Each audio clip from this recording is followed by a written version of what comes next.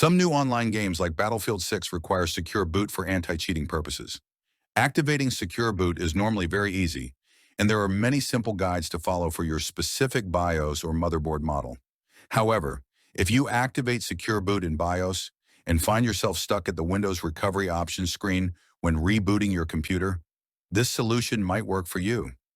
This assumes that you have already tried these common suggestions. When booting, Windows might automatically try to fix your startup configuration. In case it does not, you can do so manually by entering the advanced options, choosing Startup Repair.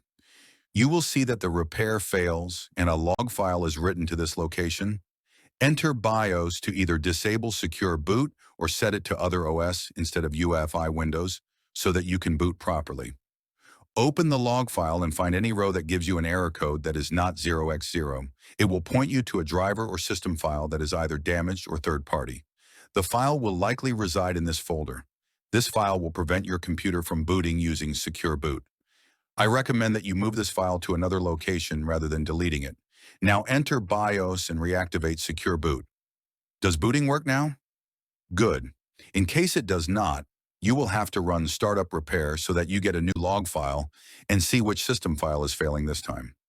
In my case, it had to do with two Apple system files that had been installed when doing some data recovery from an old MacBook hard drive.